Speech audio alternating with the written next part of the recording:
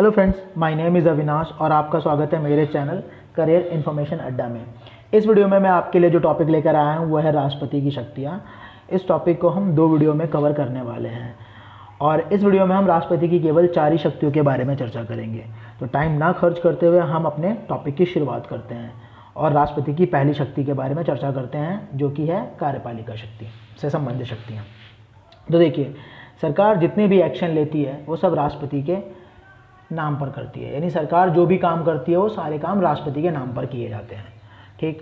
दूसरा, राष्ट्रपति कुछ पदों पे नियुक्ति भी करता है।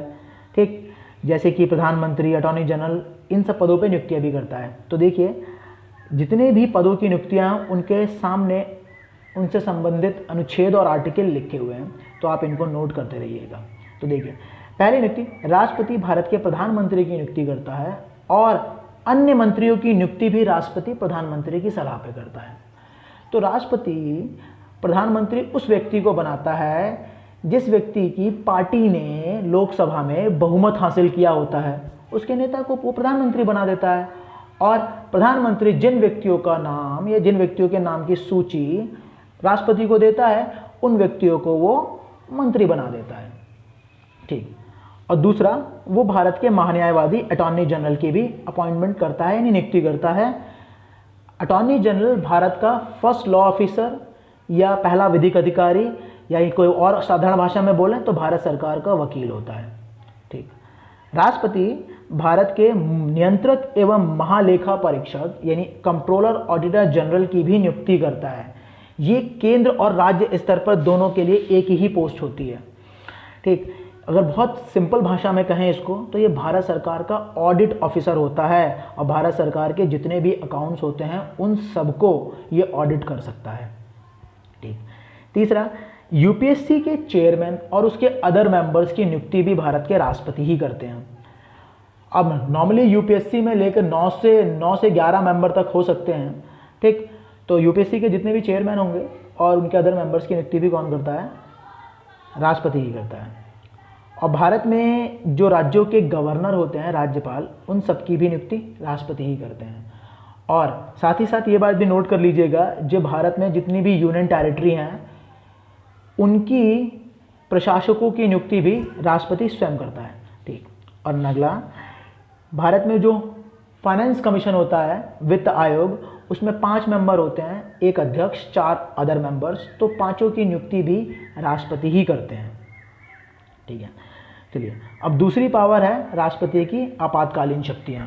तो देखिए, राष्ट्रपति की आपातकालीन शक्तियों में हम पढ़ने वाले हैं, भारत का राष्ट्रपति 3 तरह की इमरजेंसी यानी नेशनल इमरजेंसी, प्रेसिडेंट रूल और फाइनेंशियल इमरजेंसी की घोषणा कर सकता है और उनको वापस भी ले सकता है या रद्द भी कर सकता है।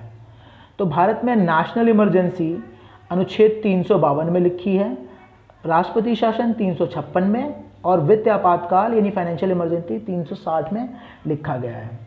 ठीक है। भारत में जो सबसे पहली इमरजेंसी लगाई गई थी वो 1951 में पंजाब में डॉक्टर राजेंद्र प्रसाद ने लगाई थी, जो कि एक प्रेसिडेंट रूल था, यानी फर्स्ट प्रेसिडेंट रूल लगाया गया था। देखिए, स्टेट इमरजेंसी को ही प्रेसिडेंट रूल भी कहा जाता है और इसको कॉन्स्टिट्यूशनल इमरजेंसी भी कहते हैं, ये बात याद रखिएगा। देखिए, और भारत में आज तक कभी वित्त आपातकाल नहीं लगा है, यानी फाइनेंशियल इमरजेंसी भारत में आज तक नहीं लगी है। देखिए, इंडिया में नेशनल इमरजेंसी 3 बार लग चुकी है, एक 1962 में, 1971 में और 1975 में। जो पहली 1962 में लगी थी वो इमरजेंसी लगी थी इंडिया और चाइना के वॉर के कारण। उसे वॉर कहना ज़्यादा सही नहीं है, क्योंकि चाइना ने बिना ऑफिशियल डिक्लेरेशन के इंडिया में अटैक कर दिया था अपनी आर्मी के साथ, इसीलिए उसे एक्सटर्नल अग्रेशन कहते हैं। वॉर का मतलब तो होता है कि फॉर्मल डिक्लेरेशन होगा दोनों कंट्रियों का, फिर बॉर्डर पे लड़ाई करेंगे। यहाँ पे चाइना ने बिना डिक्लेरेशन के इंडिया पर अटैक कर दिया। तो इस इमरजेंसी की डिक्लेरेशन भारत के 2nd राष्ट्रपति जो थे राधाकृष्णन ने की थी। और ये इंडो पाक वॉर 71 में हुआ था। ये बांग्लादेश के पार्टीशन के टाइम पर हुआ था, जिसमें जो पाकिस्तान की आर्मी है वो भी इंडिया की तरफ बिना फॉर्मल डिक्लेरेशन के अटैक कर दिया था। ठीक। तो ये वॉर भी हम जीत गए थे, 71 वाला भी। तो इस सेकेंड इमरजेंसी को, सेकेंड नेशनल इमरजेंसी की, जिसकी घोषणा डॉक्टर वी गिरी ने की थी। और 1975 जिसका सबसे खराब इमरजेंसी की में गिना जाता है इंडिया में। ये इंटरनल डिस्टर्बेंस के कारण लगी थी इंदिरा गांधी के टाइम पर। इसको डिक्लेयर करने वाले जो प्रेसिडेंट थे वो भारत के 5वें प्रेसिडेंट डॉक्टर फखरुद्दीन अहमद थे। अब देख लेते हैं, चलिए ये इमरजेंसी कब से कब तक ये लगी हैं, इनके बारे में ये भी देख लेते हैं। तो देखिए, भारत में जो फर्स्ट इमरजेंसी लगी है वो अक्टूबर 1962 से जनवरी 1968 तक लगी है। इस बीच में ही ना इंडिया और पाकिस्तान के बीच में एक वॉर हुआ था 65 में, तो उसके लिए अलग से कोई इमरजेंसी डिक्लेयर नहीं हुई थी, बस इसी इमरजेंसी को आगे बढ़ा दिया गया था। ठीक। और भारत में जो दूसरी इमरजेंसी लगी थी वो दिसंबर 1971 से लगी थी और मार्च 1977 तक चली है। तीसरी इमरजेंसी जून 1975 से लगी और मार्च 1977 तक लगी। अब यहाँ देखने वाली बात यह है कि दूसरी और तीसरी इमरजेंसी का जो ख़त्म होने का समय है वो एक ही है। तो हाँ, वो एक ही है। वो इसलिए क्योंकि जब सेकेंड इमरजेंसी लगी 1971 में तो उसको ख़त्म नहीं किया गया, उसी बीच में तीसरी इमरजेंसी लगा दी गई थी। जब तीसरी इमरजेंसी को ख़त्म किया गया तो दूसरी और तीसरी को एक साथ ख़त्म कर दिया गया था मार्च 77 में दोनों इमरजेंसी को एक साथ रद्द कर दिया गया था। ठीक है, यह है राष्ट्रपति की इमरजेंसी पावर। ठीक, अब हम देखते हैं राष्ट्रपति की अगली शक्ति के बारे में, जो है सेना से संबंधित सैन्य शक्ति। तो एक बात तो पहले हम पढ़ भी चुके हैं, मैं अपने प्रीवियस लेक्चर में आपको बता चुका हूं, जो राष्ट्रपति तीनों सेनाओं का सुप्रीम कमांडर होता है और राष्ट्रपति आर्मी, नेवी और एयरफोर्स के चीफ जो होते हैं उनको वो अपॉइंट करते हैं। साथ ही साथ राष्ट्रपति वॉर का डिक्लेरेशन और कंक्लूड पीस यानी वॉर खत्म करना, शांति की ओर बढ़ना भी वही डिक्लेयर करता है। बट शर्त यहाँ एक होती है कि राष्ट्रपति को इसके लिए पार्लियामेंट का अप्रूवल चाहिए होता है, यानी पार्लियामेंट अप्रूव कर देगी तो वॉर भी डिक्लेयर हो जाएगा और पार्लियामेंट अप्रूव कर देगी तो वॉर खत्म भी हो जाएगा, पीस की ओर बढ़ जाएंगे। तो देखिए, प्रेजेंट टाइम में जो एयरफोर्स के चीफ हैं उनका नाम है राजेश कुमार सिंह भदौरिया, जो 30 सितंबर 1919 में बने हैं। और आर्मी के जो चीफ हैं उनका नाम है मनोज मुकुंद।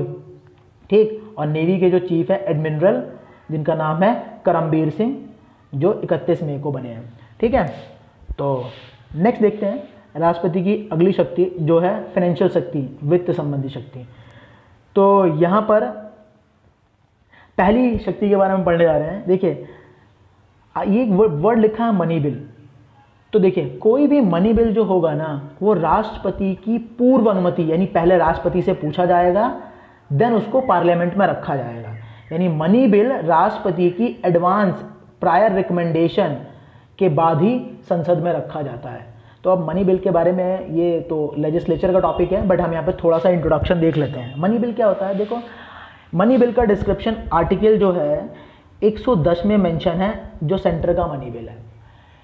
ठीक, इसमें अगर क्या होता है कि जैसे सरकार को अगर टैक्स बढ़ाना है, टैक्स घटाना है या नया टैक्स इम्पोज करना है कंट्री में, और साथ साथ कंसोलिडेटेड फंड यानी संचित निधि से पैसा निकालना है, तो उससे संबंधित बिल को हम मनी बिल कहेंगे।